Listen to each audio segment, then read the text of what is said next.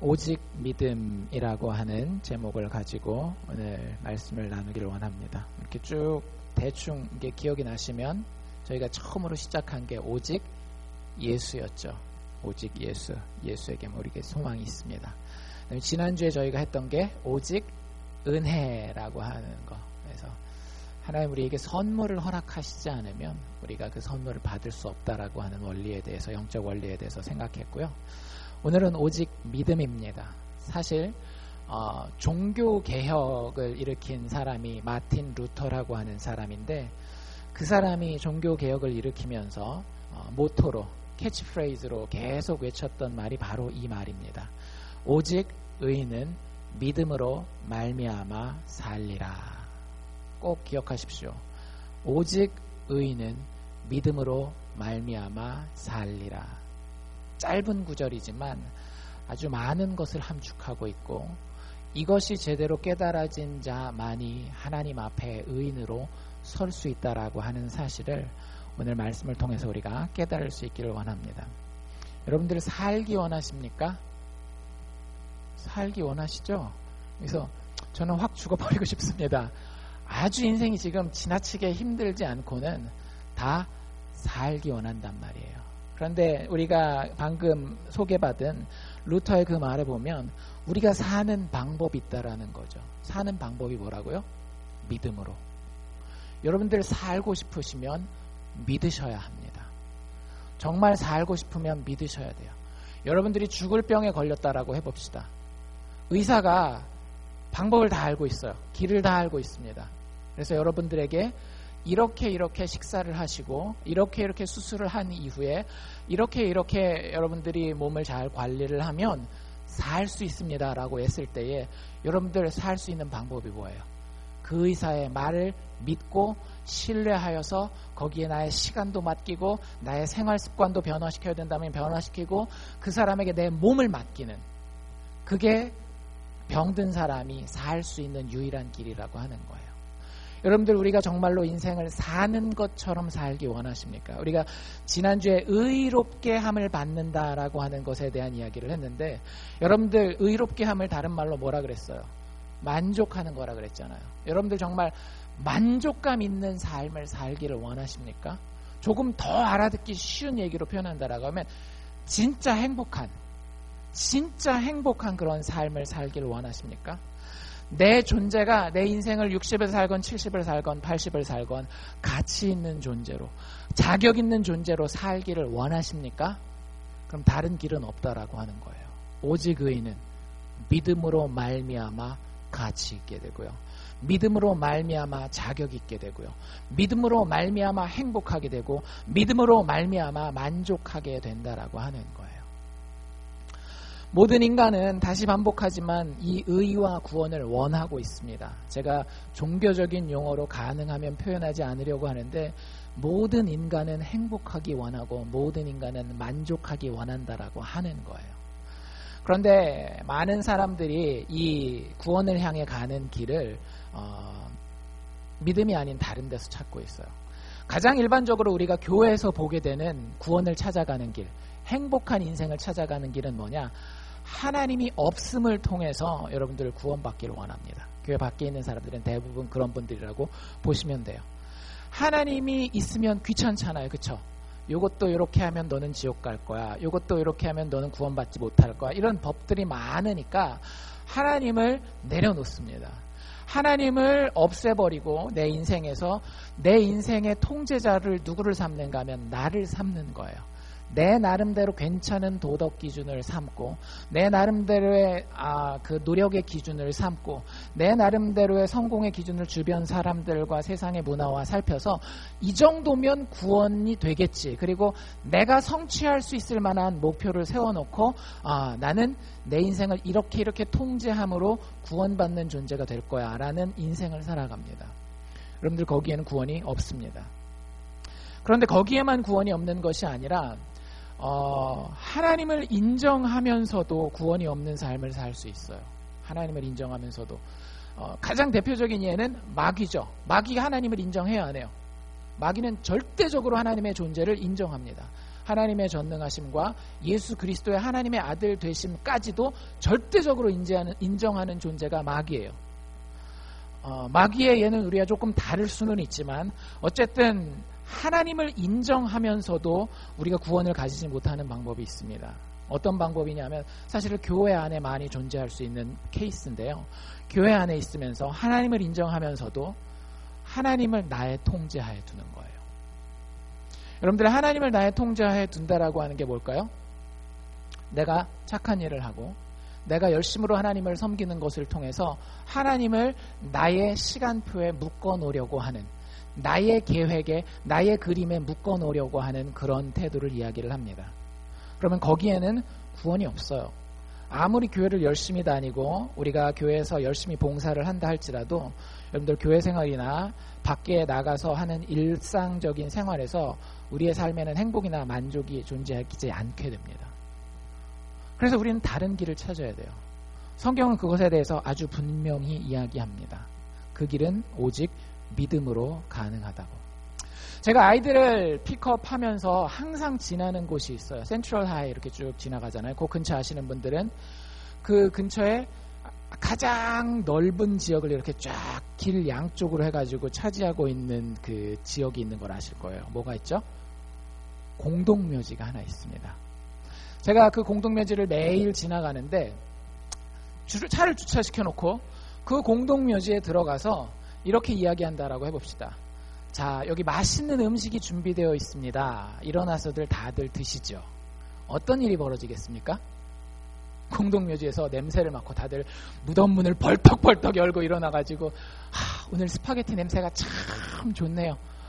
내가 사실은 우리 조상 피에 한국 피가 섞였는데 어떻게 알고 된장찌개를 가지고 오셨어요? 하고 일어날 시체는 아무도 없습니다.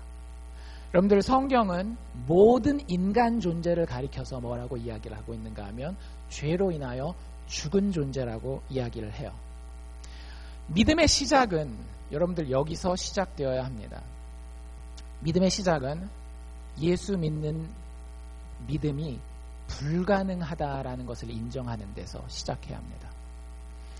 교회 가장 큰, 특별히 교회가 1세대 교회가 있고 1세대를 지나서 2세대, 3세대 넘어가면서 가장 교회가 문제되는 이슈가 여기 있는 거예요. 교회 다 나오잖아요. 다 하나님을 안다라고 이야기를 하고 다 하나님을 인정한다라고 이야기를 해요. 그렇기 때문에 서로 격려하기에 너무 바쁩니다. 서로 축복하기에 너무 바빠요. 근데 여러분들 한번 물어봅시다. 여러분들이 축복하면 그 사람이 축복받습니까? 자신 있으십니까? 제가 목사지만 솔직하게 말씀드릴게요. 제가 여러분들을 위해서 축복 기도를 해도 시험 전날 애들 제가 손 얹고 축복 기도 할 수도 있잖아요. 축복 기도를 해도 제가 솔직하게 말씀드릴게요. 그 축복이 그 사업하는 분, 그 건강의 문제를 가진 분, 그 시험을 앞둔 학생에게 축복이 된다라고 하는 보장을 제가 할 수 없어요. 축복은 오직 누구로부터만 오는 거기 때문에, 하나님으로부터만 오기 때문에. 모든 영적인 좋은 것은, 여러분들 인생에 궁극적으로 좋은 것은 절대 인간에게서 나올 수가 없습니다. 아무리 제가 주고 싶어도 줄 수 없는 것이 믿음이라고 하는 거예요. 여러분들 가운데에 정말로 오늘 믿음에 대해서 조금 더 깊게 살펴보겠지만, 제가 말씀드리는 이 믿음을 솔직하게, 그래, 내 부족하지만 정말 그 믿음이 있어 라고 판단이 되시는 분들은 정말로 하나님 앞에 감사하시기를 바랍니다. 불가능한 일이 여러분들에게 일어나는 거예요. 시체가 벌떡 일어나서 그 음식이 맛있다라고 먹고 누리고 행복해할 수 있는 일이 내 인생 가운데 일어나는 거예요. 여러분들 예수 믿으라고 얘기했을 때에 예수 안 믿겠다라고 이야기하는 것이 지극히 정상적인 겁니다. 여러분들이 혹시 예수 믿는 사람으로서 전도했을 때에 예수 안 믿겠다라고 이야기할 때 너무 분해하지 마세요. 왜 저 사람은 내가 아는 예수를 모를까? 심지어 그게 여러분들 자식이라 할지라도 너무 이상하게 생각하지 마세요. 예수 믿는 믿음은, 인간이라고 하는 존재는 도대체 하나님을 믿을래야 믿을 수가 없는 존재구나라는 것을 깨달을 때에 비로소 시작될 수 있는 것입니다. 내가 지금 예수 믿는다 할지라도 나도 거기서 시작한 존재라는 것을 기억하셔야 돼요. 내가 예수 믿을만 하기 때문에 믿었을까요? 절대 그렇지 않습니다. 목사가 되건 장로가 되건 권사가 되건 어떤 직분자 수십 년 수백 년을 믿은 사람이라 할지라도 그 어느 누구도 믿을만해서 믿은 사람은 아무도 없어요. 저도 제가 제 모습을 봐도, 제 과거의 모습을 보고 제 현재의 모습을 봐도 믿을 수 있는 존재가 아니에요. 그런데 믿게 됩니다. 이 정말로 힘들고 정말로 불가능한 것이 우리에게 이루어져요. 그래서 에베소서를 쓸 때 사도 바울이 뭐라고 얘기를 하고 있어요? 이 모든 것이 다 하나님의 선물이라. 너희가 그 은혜를 인하여. 은혜는 돈 주고 사는 거예요? 거저받는 거예요? 거저받는 거예요. 너희가 그 은혜를 인하여 무엇으로 말미암아? 믿음으로 말미암아 구원을 얻었나니. 이는 그 모든 것이 어디에서 나와요? 이것이 너희에게서 나오는 것이 아니라 오직 하나님의 선물이라고 하는 거예요. 우리가 그 사실을 꼭 기억할 수 있기를 원합니다. 하나님의 선물은 이미 준비가 됐을까요? 안 됐을까요? 여러분들, 제가 보장할 수 있습니다. 하나님은 여러분들이 상상하는 행복 이상의 것을 이미 준비해 놓고 계셨습니다. 하나님은 여러분들이 생각하고 있는 것 이상의 성취를, 여러분들이 생각하고 있는 상상하는 것 이상의 만족을 이미 준비해 놓고 계셔요. 하나님을 우습게 생각하시지 마십시오. 온 우주를 지으신 자가 하나님이십니다. 여러분들에게 건강을 주실 수 있고, 여러분들이 죽을 병에 걸렸어도 그 죽을 병을 낫게 할 수 있을 만한 능력을 가지신 분이 하나님이세요. 그분이 여러분들을 위해서 만족을 준비하고 계시고, 그분이 여러분들을 위해서 행복을 준비하고 계시다라고 하면 그것이 얼마나 큰 것인지 한번 생각해 보세요. 그런데 그분이 그걸 아무렇게나 준비하시지 않으셨어요. 어떻게 준비하셨어요? 그 아들을 십자가에 죽게 하시기까지 희생하고 애써서 부지런함을 내어서 우리에게 그 선물을 준비하고 계시다라고 하는 거예요. 남은 문제 하나는 뭐예요? 하나님 쪽은 다 준비됐어요. 어느 쪽에 대한 문제가 남아있는 겁니까? 우리 쪽에 대한 문제가 남아있는 거예요. 여러분들, 그게 믿음의 이슈입니다. 여러분들 예수 믿으십니까? 라고 물어볼 때는 하나님에 대한 것은 이미 다 완성이 된 거예요. 오직 예수 그리스도를 통하여, 오직 하나님의 은혜를 통하여 하나님의 완벽한 완성된 선물은 이미 준비되어 있습니다. 그런데 과연 여러분들 거기에 어떻게 반응하시렵니까? 여러분들이 교회에 나와 있건 교회 밖에 있건 상관없어요. 여러분들이 유일하게 그 하나님의 은혜의 구원을 받는 올바른 방법이 한 가지가 있는데 그게 바로 믿음이라고 하는 거예요. 여러분들에게 오늘 다시 한번 물어볼 수 있기를 원합니다. 여러분들 그 믿음을 가지셨습니까? 여러분들 그 믿음을 가지셨습니까?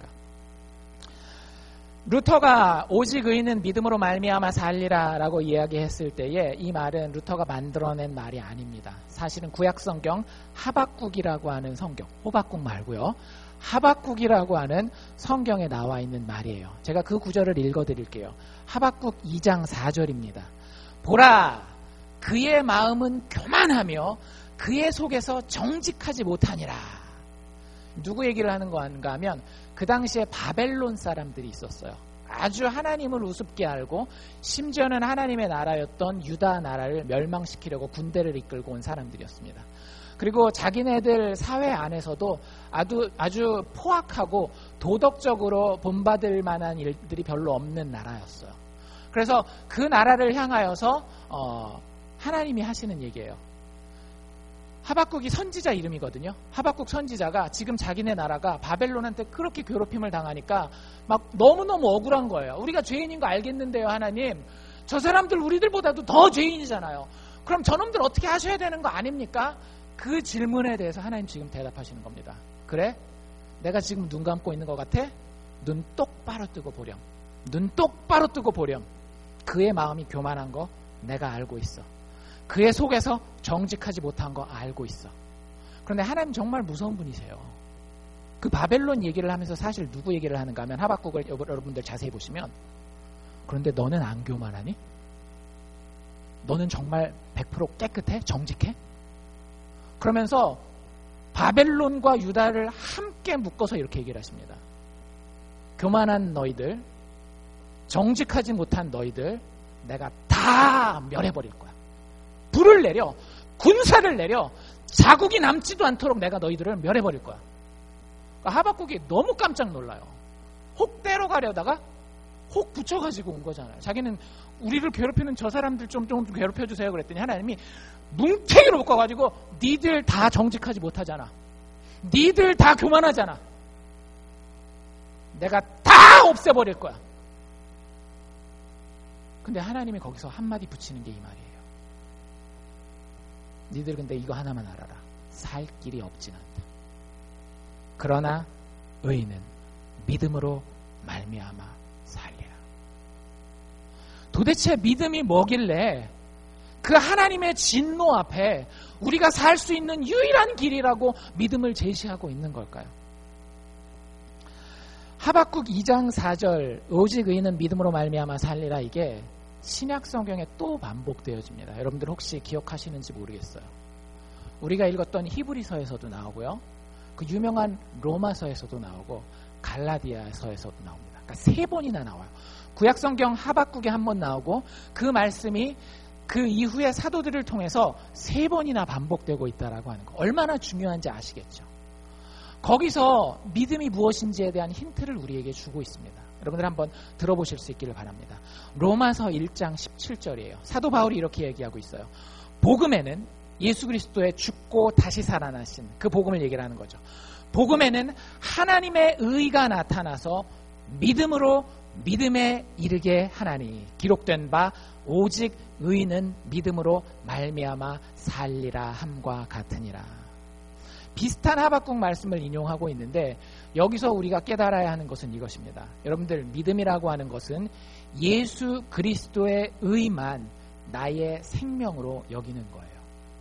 예수 그리스도의 행복만 나의 행복으로 여기는 겁니다. 예수 그리스도의 기쁨만 나의 기쁨으로 느끼는 거예요. 예수 그리스도의 가치만 나의 가치로 느끼는 거예요. 예수 그리스도의 자격만 나의 가치로 느끼는 거예요. 여러분들, 그 외에 다른 어떤 것들이 여러분들의 가치가 되고 있습니까? 그 외에 어떤 다른 것들이 여러분들의 기쁨이 되고 있습니까? 그 외에 어떤 것들이 여러분들의 행복이 되고 있고 여러분들의 생명이 되고 있습니까? 여러분들 교회에 앉아 있지만 솔직하게 정확하게 성경적으로 말씀드려서 믿음에 있다라고 이야기하기 쉽지 않습니다. 이 시간 정말로 우리의 믿음을 살펴볼 수 있기를 원합니다. 여러분들, 내가 정말로 믿지 못할 내용들인데 믿는다라고 이야기하는 것만큼 믿음으로부터 먼 것이 없어요. 제가 아까 말씀드렸잖아요. 믿음은 어디서 시작된다라고요? 내가 믿을 수 없는 존재구나, 거기서 시작해야 돼요. 그리고 믿음의 요구는 그렇게 쉽지 않습니다. 믿음의 첫 번째 요구가 뭐라고요? 그리스도의 기쁨이 내 기쁨이고 그리스도의 생명이 내 생명이고 그리스도의 만족이 내 만족이에요. 여러분들 정말로 그렇게 믿어지십니까? 예수 그리스도께서 죽으셨어요. 누구를 위해서? 나를 위해서. 여러분들 정말 물어봅시다. 이거 되게 지루한 질문이 될 수 있어요. 예수 그리스도가 나랑 인격적으로 아무 상관이 없는 사람한테는. 예수 그리스도께서 나를 위해서 죽어지신 게 정말 믿어지십니까?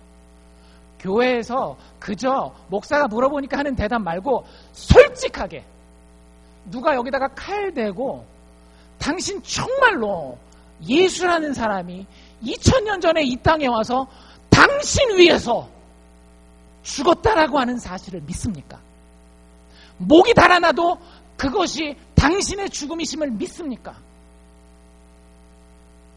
그리고 그분이 다시 살아나셨는데 그 살아남을 통해서 내가 겪고 있는 어떤 어려움도, 내가 가지고 있는 어떤 한계도 반드시 해결될 것이라고 하는 것이 여러분들 믿어지십니까? 내가 중병에 걸려서 손가락 하나 꼼짝 못하고 병원 침대에 누워있다 할지라도 하나님께서 예수 그리스도의 부활의 능력을 통하여서 하나님의 가치와 하나님의 기쁨과 하나님의 행복을 내 삶에서 분명히 이루신다라고 하는 것을 여러분들 믿으시냐라고요. 아니면 그 중요한 순간에는 하나님 잠깐 옆에 가시죠. 하나님 보이지도 않고 죽었다 다시 살아나셨다라고는 하지만 그게 지금 나한테 큰 도움이 되는 것 같진 않습니다. 내가 좀 움직여 봐야 되겠습니다. 내가 좀 먼저 생각해 봐야 되겠습니다. 내가 먼저 좀 뛰고 행동해 봐야 되겠습니까? 이게 여러분들의 믿음은 아니신지요?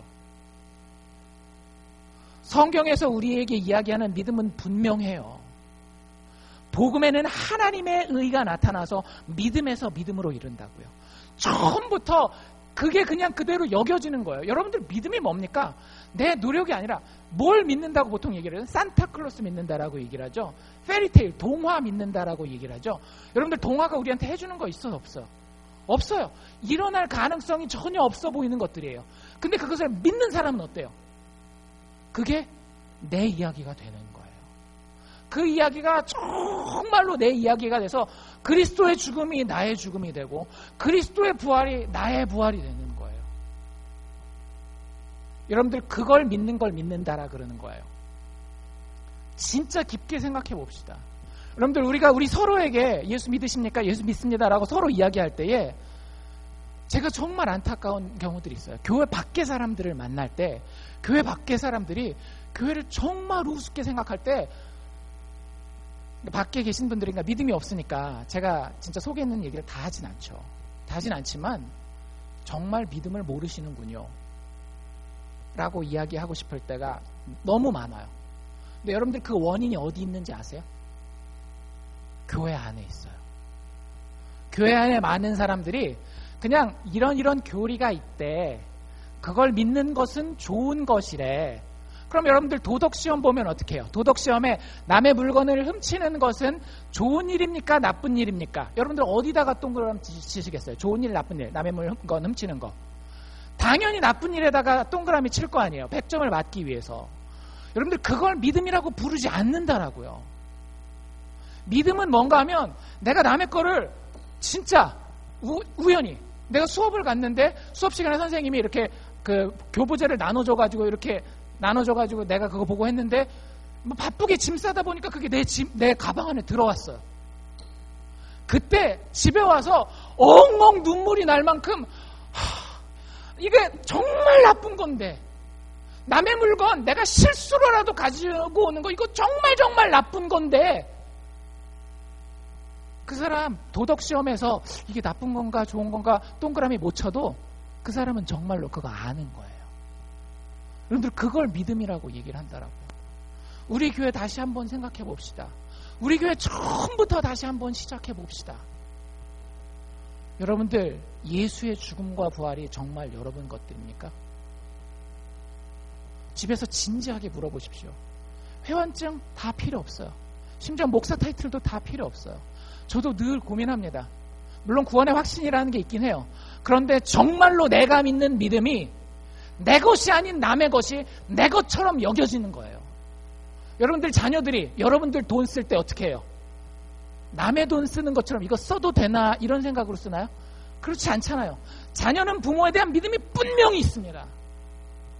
근데 양자로 남의 집 애를 데려다 놓으면 처음에 어떤 마음이 있어요?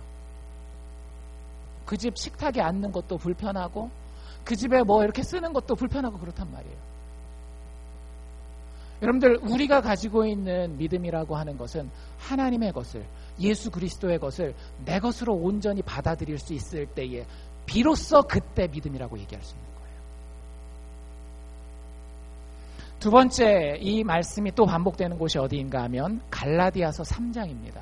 갈라디아서 3장 11절에는 이렇게 나와 있어요.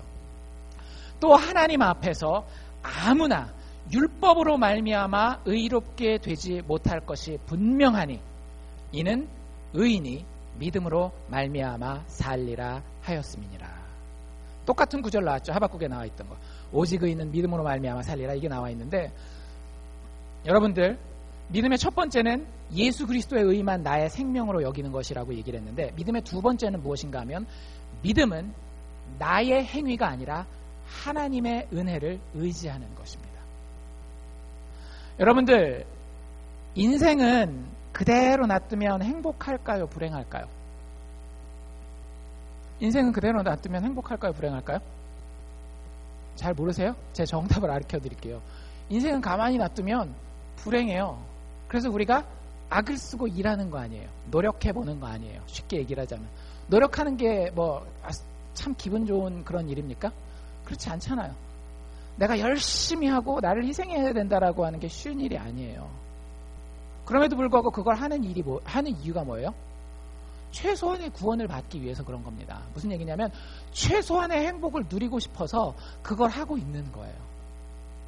근데 문제는 뭐냐 하면 내 노력이 충분하냐라고 하는 거죠. 내 노력을 신뢰할 수 있느냐라고 하는 거죠. 여러분들, 성경이 갈라디아서가 방금 제가 읽은 구절에 뭐라고 이야기하고 있는지 다시 한번 잘 들어보세요. 하나님 앞에서 아무나 율법으로 말미암아 의롭게 될 수 없다라고 얘기를 해요. 율법을 다른 말로 바꾸면 노력이에요. 인간의 노력. 인간의 노력으로는 그 누구도 행복해질 수 없다라고 하는 게 성경의 결론입니다. 근데 여러분들, 노력이라고 하는 걸 성경이 얼마나 정확하게 정의하고 있는지 아셔야 돼요. 그 갈라디아서 3장 11절 바로 앞에 10절에 이런 얘기가 나와 있습니다. 노력한다라고 하는 것이 어떤 의미인지, 누구든지 율법책에 기록된 대로 온갖 일을 항상 행하지 아니하는 자는 저주 아래 있는 자라. 여러분들, 성경이 노력을 통해서 행복할 수 있다라고 얘기해요. 이게 무슨 얘기야 갑자기? 성경이 노력을 통해서 행복해질 수 있다라고 얘기를 합니다. 여러분들, 사업도 열심히 하시고 일도 열심히 하시고 자녀도 열심히 키우시고 인간관계도 열심히 하십시오. 행복해질 수 있습니다. 단 조건이 하나 있어요. 온갖 일을 항상 행할 때에 여러분들이 정말 한순간도 빼먹지 않고 하나님 앞에서 정직하고 사람 앞에서 정직하고 나를 낮추고 다른 사람을 높일 수 있다라고 한다면 한순간도 빼먹지 않고 이런저런 케이스 가리지 않고 이건 더 중요한 일, 이건 덜 중요한 일, 이건 내 체력이 되는 일, 이건 내 체력이 되지 않는 일 가리지 않고 온갖 일에 모든 순간 여러분들의 최선을 다해서 노력을 하면 성경은 여러분들에게 여러분들의 행복을 보장합니다. 여러분들 그게 가능하세요? 절대 불가능한 일이에요. 절대 불가능한 일이기 때문에 성경은 그 사람을 뭐라고 얘기를 하고 있는가 하면 저주 아래 있는 자라고 이야기를 합니다. 여러분들, 교회 안에 저주 아래 있는 자들이 있을 수 있다는 사실을 기억하실 수 있기를 바랍니다. 여러분들, 어떤 저주 가운데 빠진다라고 하는 건 참 기분 나쁜 일 아닙니까? 내가 아무리 노력해도 빠져나올 수 없는 그게 저주잖아요. 영화나 동화에서 저주에 빠진 사람들 어때요? 자기가 아무리 노력해도 행복이 손에 잡히지 않잖아요. 근데 여러분들, 그게 동화에서만 나오는 이야기예요? 여러분들 인생을 살아가면서 내가 이만큼이나 노력했는데 이런 일이 꼭 나에게 일어나야 돼? 행복이 내 손에서 정말 손가락 사이로 모래알이 떨어지듯이 술술술 흘러가는 것 같은 그런 저주받은 인생 가운데 내가 있다라는 생각이 종종 드시지 않느냐라고 하는 거예요. 성경은 그것을 죄의 결과, 죄의 대가라고 이야기를 합니다. 여러분들이 그것을 완벽하게 행할 수 있으면 모르겠지만 여러분들이 그걸 완벽하게 행할 수 없기 때문에 우리는 저주 아래 있는 자예요. 그래서 하나님 이렇게 얘기하세요. 네 노력 의지하지 마. 노력을 하지 말라라는 이야기가 아닙니다. 노력을 의지하지 말라라는 거예요. 너의 노력을 의지하지 말고 13절에 보면 갈라디아서 3장 13절에 뭐라고 나와 있는가 하면 그리스도께서 우리를 위하여 저주가 되셨다라는 거예요. 여러분들 기억하십시오. 여러분들이 당하고 있는 그 저주 이미 해결된 문제입니다. 믿을 수 있는지 없는지 그거에 대한 문제가 남아있는 거죠. 아까도 제가 말씀드린 것처럼 하나님은 완벽한 해결책을 우리를 위해서 준비해 놓고 계셔요. 그리스도께서 우리를 위하여 저주를 받은 바 되사 율법의 저주에서, 즉 우리 노력의 저주에서, 여러분들 노력이 되게 기분 좋은 것 같지만 사실은 결국에는 우리를 실망시킬 때가 훨씬 더 많습니다. 정말 노력했는데 내가 원하는 결과 여러분들 다 얻으세요? 사업에서, 학업에서, 자녀를 키우는 데서 내가 노력한 만큼 결과를 다 얻습니까? 그렇지 못하잖아요. 성경 그거 알고 있는 거예요. 그래서 율법의 저주, 즉 노력의 저주를 이야기하고 있는 겁니다. 그런데 그 노력의 저주에서, 율법의 저주에서 예수 그리스도께서 우리를 위하여 저주가 되심으로 우리를 속량하였다라는 거예요. 그리고 구약의 한 구절을 인용합니다. 참 신기한 구절이죠. 예수님이 오시기도 2000년도 전에, 1500년 정도 전에 아주 이상한 율법, 법 구조가 하나, 법 구문이 하나가 이렇게 새겨져요. 신명기에 보면. 신명기 21장 23절인데 이런 말이 나와 있습니다. 나무에 달린 자마다 저주 아래 있는 자라. 여러분들 모세가 쓴 성경이거든요. 신명기가. 모세가 하나님의 구원자가 와서 십자가에서 달려 죽을 거 알았을까요? 몰랐을까요? 전혀 몰랐을 거예요. 1000년도 더 전의 사람인데. 그런데 인생이 저주 가운데 있고 그 인생의 저주의 문제가 나무에 달려 죽는 자에 의해서 해결될 것이라는 것을 미리 성령을 통해서 알고 우리에게 기록해 놓은 거예요.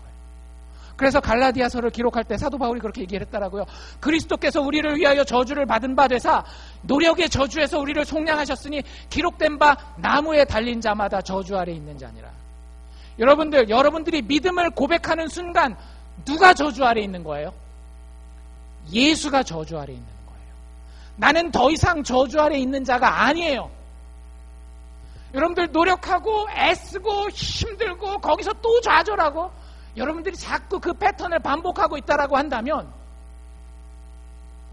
아마 믿음을 가지지 못한 것일 수 있습니다. 왜? 내 노력을 여전히 의지하고 있는 거기 때문에, 내 율법을 여전히 의지하고 있는 거기 때문에. 성경은 우리가 믿음을 가지고 더 이상 나의 행위가 아닌 하나님의 은혜를, 십자가를 통해 드러난 하나님의 은혜를 의지하기를 원하세요. 여러분들 죄의 가장 근본이 뭐예요? 교만함 아닙니까? 교만함. 처음에 아담과 하와가 죄를 지을 때에 선악을 알게 하는 나무의 열매를 따먹을 때에 조건이 뭐였어요? 마귀가 유혹할 때 너희가 이 열매를 따먹으면 너희의 눈이 하나님과 같이 밝아지리라 얘기를 했어요. 내가 내 인생을 한번 컨트롤 해보리라, 내가 내 인생의 구원자가 한번 되리라 라고 하는 그 유혹에 넘어가서 죄를 시작한 거예요. 아까 우리가 봤던 하박국에 나오는 오직 의인은 믿음으로 말미암아 살리라, 거기에서도 심판받는 죄인들의 특징을 뭐라고 얘기를 해요? 그의 마음은 교만하고 그의 속은 정직하지 못하니라. 교만함에 대해서 이야기를 하고 있다고요. 자기의 능력, 그 당시의 군사력, 자기가 가지고 있는 영향력, 자기의 재능, 이런 것들 다 의지하는 것, 하나님 앞에 가장 큰 죄입니다. 그걸 내려놓을 수 있는 것을 비로소 믿음이라고 이야기를 합니다. 우리 가운데 잘난 분들 많이 계실 거예요. 저도 잘났다라고 생각할 때가 되게 많이 있어요. 그런데 여러분들 그거 내려놓지 않으면 믿음이 없는 겁니다. 아무리 말을 잘해도, 아무리 지능이 뛰어나도, 아무리 많은 돈을 가지고 있어도, 아무리 많은 사람이 나를 좋아하고 나에게 인기가 많아도 그거 내려놓을 수 없으면 나는 여전히 저주 가운데 있는 자입니다. 예수 그리스도가 나의 유일한 신뢰의 대상이 되어야 합니다. 내가 교회 안에 있다고 나의 도덕적, 종교적 다짐이나 행위가 나를 하나님의 온전함 가운데 회복시키시지 않으세요.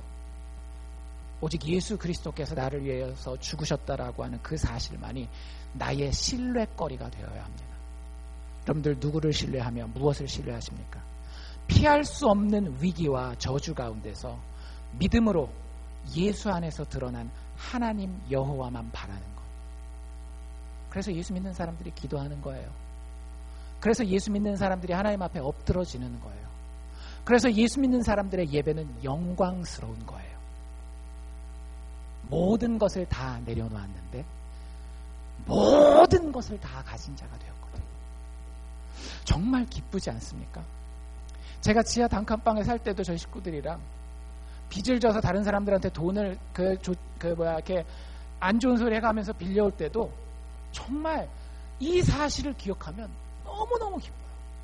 일산에서 제가 눈높이 선생님 할 때 100만 원이면, 단돈 100만 원이면 생활이 가능한 줄 알고 달라스에서 돌아갔을 때가 있어요. 여기 돈으로 1000불이죠. 생활이 될까요? 절대 안 돼요. 가장이잖아요. 가장으로서의 짐은 여러분 목사도 다 있습니다. 똑같이. 아침에 눈높이는 늦게 출근하기 때문에 아침에 그 옆에 있는 학교 운동장에서 뛰어요. 들으면서 설교를 듣습니다. 천국을 걷는 것 같아요. 그 목사님들이 여러분들 계좌번호 알려주십시오.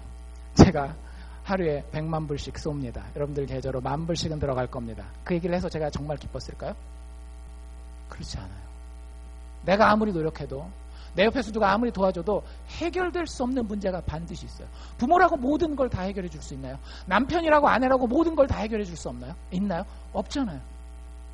근데 마틴 로이 존스 목사님 설교였거든요. 하나님 나를 위해서 예수 그리스도 안에서 모든 것을 허락하셨습니다. 여러분들 그게 믿어지는 순간 게임 오버예요. 불행하지 않습니다. 누구 앞에서 절대 비굴하지 않아요. 제가 아무리 나쁜 차를 타고 다녀도 아무리 지하 단칸방에 살아도 창피하지 않아요. 왜? 내가 누구인지는 거기 달려있지 않거든요. 내가 그만큼 다 내려놓았을 때 그보다 더 큰 모든 것으로 채워주시는 하나님이 계시기 때문에 그게 믿음이에요. 그게 믿음이에요. 내가 단지 신앙 고백 요거 하십니까? yes, yes, yes, 예, 아멘, 아멘, 아멘. 이거 답하는 게 믿음이 아니라 그게 믿음이라고. 여러분들에게 그 믿음이 있으십니까? 혹은 그 믿음이 있다가 뒤로 물러가는 일이 있지 않습니까? 그 얘기가 바로 히브리서에 나와 있습니다. 근데 우리 히브리서 쭉 했잖아요. 히브리서에서도 오직 의인은 믿음으로 말미암아 살리라가 나와 있어요. 히브리서 10장 말씀입니다. 10장 38절인데요. 오직 나의 의인은 믿음으로 말미암아 살리라 하고 히브리서에서는 이 말이 뒤에 덧붙습니다. 또한 뒤로 물러가면 믿음 얘기를 분명히 했죠. 오직 의인은 믿음으로 사는데 뒤로 물러가면 내 마음이 하나님의 마음을 얘기를 하는 거예요. 하나님의 마음이 저를 기뻐하지 않으리라 얘기했어요. 여러분들 여기 이건 되게 쉽게 표현한 거예요. 그 뒤에 하나님이 그게 진짜 무슨 뜻인지 이렇게 얘기를 합니다. 37절에 보면 뭐라고 얘기를 하는가 하면 잠시 잠깐 오면 오시리가 오시리니 지체하지 아니하리라. 마지막 심판 때에 너희가 그 믿음 가지고 선다라고 하는 거예요. 여러분들 세 번째로 믿음은 예수의 오심을 기다리며 뒤로 물러나지 않는 겁니다. 믿음 절대 쉽게 생각하지 마십시오. 아까도 말씀드린 것처럼 시체가 다시 살아나야 믿을 수 있는 겁니다. 우리는 시체였어요. 어쩌면 아직도 시체일 수도 있어요. 그런데 공동묘지 가서 여러분들 내가 이야기한다고 내가 아무리 설득한다고 시체가 일어나게 할 수 있는 자신이 여러분들에게 있으십니까? 그게 없다라고 한다면 내가 구원받는 게 불가능하다라고 내 자녀가 구원받는 게 불가능하다라고 믿으시기를 바랍니다. 오직 하나님만 우리에게 그 믿음을 주실 수 있어요. 그리고 그 믿음을 가진 자는요 뒤로 물러가려고 하지 않습니다. 그게 히브리서가 주는 이야기예요.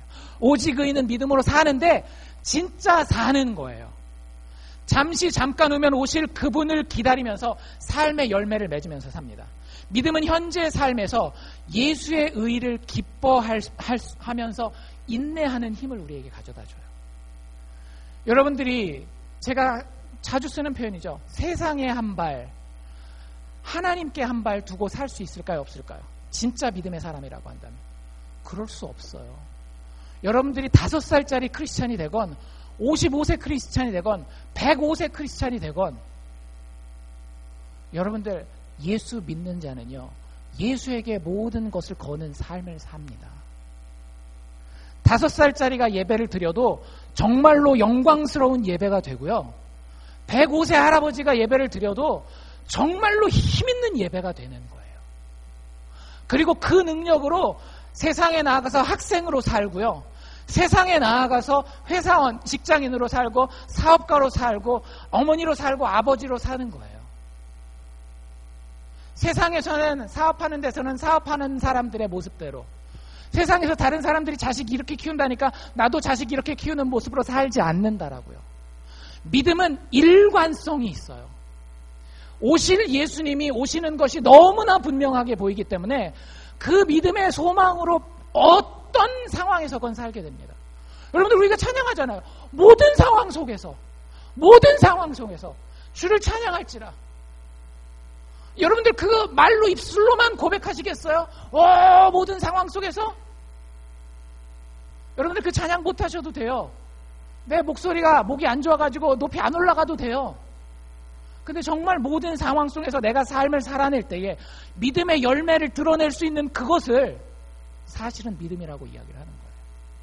교회 안에서 우리가 가장 주의 깊게 살펴봐야 될 부분이 아마 이 세 번째 부분이 아닐까 생각합니다. 왜? 교회는 특별히 이민교회는 하도 지치고 힘들고 어려운 형편에 있는 사람들이 많기 때문에 서로 너무 위로해 주는 거예요. 그러니까 그냥 예수 믿습니까? 아멘 이것만 하면 모든 것이 다 된 거예요. 축복받고 잘 되시고 막 이렇게 얘기를 하는데 여러분들 그렇지 않아요. 하나님의 축복은 분명합니다. 근데 그건 내가 빌지 않아도 임하게 돼요. 믿음만 있다라고 한다면. 중요한 건 내가 믿음의 증거가 있느냐라고 하는 거예요. 솔직하게 여러분들의 예배의 모습 가운데에 여러분들이 인생에서 가장 영향력 있고 가장 소중한 사람을 만나는 모습이 여러분들에게 있는지, 내가 정말로 신뢰할 사람, 내 사업에서 이 사람이 나를 한번 끌어주기만 하면 내가 쫙 치고 나갈 수 있다라고 하는 사람과 인터뷰하는 것만큼의 진지함과 또렷또렷한 눈과 마음의 이 헌신이 이 예배 자리에 있는지를 한번 확인해 보십시오. 여러분들 내일 만약에 내가 잡 인터뷰가 있어요. 잡 인터뷰를 위해서 그 전날 새벽 2시, 3시까지 친구들과 놀 수 있겠습니까? 만약에 그럴 수 없다라고 한다면 하나님을 믿는 예배 자리는요. 믿음이 있다라고 한다면 여러분들 5시간씩 6시간씩 운전을 해서 달라스에 갔다 올 마음이 있어요. 도시의 향기를 맡기 위해서. 근데 여러분들 정말로 하나님을 만나기 위해서 여러분들 그렇게 헌신할 만한 마음이, 그런 행위의 증거가 여러분들에게 있느냐라고 하는 거예요. 오직 영혼을 구원함에 이르는 믿음을 가진 자라는 표현을 히브리서 저자가 씁니다. 우리 믿음의 정의부터 다시 할 수 있기를 원합니다. 저도 제 스스로에게 계속 이 이야기를 하고 있는 거예요. 다른 사람에게 제가 이 이야기한다라고 생각하시지 마십시오. 저도 늘 저에게 이 이야기를 합니다. 제가 스마트폰에 빠져 있을 때, 제가 인터넷 서핑에 빠져 있을 때, 저의 예배의 태도가 하나님이 보시기에 온전하지 않을 때 저도 저에게 이 이야기를 하는 거예요. 너는, 정 목사 너는 과연 뒤로 물러가 침륜에 빠지는 자가 아닌지, 너는 네 믿음에 합당한 삶을 살고 있는지 저 스스로에게 물어보는 거예요. 그런데 여러분들 그 기준은 목사에게도 평신도에게도 절대 다르지 않습니다. 왜? 우리는 하나님 앞에 목사로 서는 게 아니거든요. 우리는 하나님 앞에 믿음의 사람으로 서는 거예요. 그리스도인으로 서는 겁니다. 그렇기 때문에 이 기준은 저에게 다르고 여러분에게 다른 게 아니에요. 우리 모두가 예수 그리스도를 믿는 참 믿음을 가질 수 있기를 바랍니다. 다시 한번 말씀드립니다. 여러분들 믿음은 쉽지 않은 겁니다. 믿음은 쉽다고 생각하고 한번 믿어보지 그래, 그렇게 스스로에게도 혹은 주변에 있는 사람에게도 이야기하지 마십시오. 믿음 어려운 겁니다. 어려운지 알고 믿어야 돼요. 목사도 교회도 절대 줄 수 없는 것이 구원이에요. 믿음이에요. 오직 하나님만 우리에게 믿음을 주실 수 있습니다. 그리스도 예수를 통해서 드러난 하나님 아버지의 사랑과 은혜에 대한 부인할 수 없는 인정함이 있어야 돼요. 정말 그분이 그랬구나. 그리고 그게 좋아야 돼요. 여러분들 신앙을 견디고 계십니까? 여러분들의 믿음은 하나님을 견디고 있는 믿음이에요? 그러면 성경은 그걸 믿음이라고 이야기하지 않아요. 차라리 그냥 하나님에 대한 관심이 있고 하나님을 찾아가는 과정이라고 이야기하면 돼요. 우리가 믿음이 있다라고 이야기하고 믿음의 사람들 간에 믿음의 형제와 자매로서의 서로 사랑한다라고 얘기했을 때는 이 확신이 있는 겁니다. 저 사람 불가능한 건데, 저 사람 성격 내가 아는데, 저 사람 원래 성품을 내가 아는데 도저히 믿을 수 없는데 이렇게 보니까 정말 하나님 믿어요. 정말 하나님을 사랑해요. 하나님 때문에 손해봐요. 여러분들 그 사람과는 제가 핏줄을 나눈 형제들보다도 더 가까운 친밀감을 느낍니다. 그게 성도들이 누리는 기적적인 사랑이에요. 우리가 할 수 있는 거 사실 별로 없어요. 여러분들 스스로에게 질문하십시오. 과연 나는 이 믿음을 가졌는지. 계급장 다 떼고 과연 나는 진짜 이 믿음을 가졌는지. 내가 이 믿음을 가졌다라고 생각하신다면 늘 깨어 계십시오. 왜? 성경이 뭐라고 얘기했습니까? 뒤로 물러가는 자가 되지 말라라고 했으니까. 그리고 혹시 여러분들 스스로에게 정직하게 물어봐서 내가 아직 믿음이 없구나라는 판단이 드시면 여러분들 제가 해드릴 수 있는 건 없습니다. 한 가지 제가 여러분들에게 드릴 성경의 이야기만 소개해드릴게요. 어느 날 예수님 앞에 한 아버지가 예수님을 찾아왔습니다. 그 아버지에게는 아무도 고칠 수 없는 정신병자 아들이 있어요. 성경에서 그걸 귀신 들린 자라는 표현을 씁니다. 물론 귀신 들린 것과 정신병은 좀 차이가 있을 수는 있지만 어쨌든 그래서 동네에 가면 항상 자기 아들 보고 뭐라고 이야기를 하는가 하면 귀신 들린 놈, 요즘식으로 얘기를 하면 미친놈 소리를 듣는 거예요. 자기의 사랑하는 아들이. 그래서 그 아들을 데리고 예수님 앞에 나왔습니다. 근데 예수님이 기도하러 산에 올라가셨어요. 그래서 예수님 대신 누구를 만났는가 하면 예수님의 제자들을 만나게 돼요. 그래서 제자들 보고 우리 아들 병 좀 고쳐주십시오라고 얘기를 해요. 그런데 구원은 사람에게서 나올 수 있다라고요? 없다라고요? 없어요. 제자들이 아무리 예수님 흉내는 냈지만 병을 고칠 수가 없는 거예요. 오히려 이 아이가 막 자빠지고 입에서 거품을 막 물면서 거의 죽을 것처럼 되는 겁니다. 그때 예수님이 내려오셔요. 예수님에게 이 아버지가 소리 질러서 부탁합니다. 예수님, 우리 아들 구원해 주세요. 우리 아들 좀 살려주세요. 그때 예수님이 이렇게 물어보세요. 너 내가 네 아들을 구원할 수 있을 줄로 믿느냐? 예수님이 원하신 거 딱 하나예요. 뭐예요? 믿음이에요. 너 내가 네 아들 고쳐줄 수 있는 거 믿느냐? 그때 그 아버지가 이렇게 이야기합니다. 여러분들 그 아버지에게 예수님이 정말로 모든 우주의 창조자 되시며 모든 구원주라고 하는 확신이 그 당시에 있었을까요? 없었을까요? 아마 없었던 것 같아요. 실제 성경의 이야기를 보면. 단 지금 뭐가 급해요? 구원이 급하단 말이에요. 이대로 살 수는 없는 거예요. 그래서 예수님께 이렇게 대답합니다. 그의 아비가 소리질러 가로되 내가 믿나이다. 한번 믿어보겠습니다. 이런 얘기예요. 내가 진짜 확신합니다. 그런 얘기가 아니라 한번 내가 믿어보려고 합니다. 믿어야 된다니까. 그거 말고는 살 수 있는 길이 없다니까. 그런데 그 다음 말이 정말로 이 아버지의 솔직한 고백이요 기도입니다. 나의 믿음 없는 것을 도와주소서. 여러분들 이 자리에 정말로 성경이 제시하는 기준의 믿음을 가지고 있다라고 하는 확신이 없으신 분들은 죽을 때까지 이 기도하십시오. 주여, 나 믿음 없습니다. 하지만 믿음 한번 가져보기를 원하는데 잘 되지 않습니다. 정말로 성경이 원하는 그 믿음, 내가 한번 꼭 가져볼 수 있도록 내 능력으로도 되지 않는데 불쌍히 여겨주시옵소서.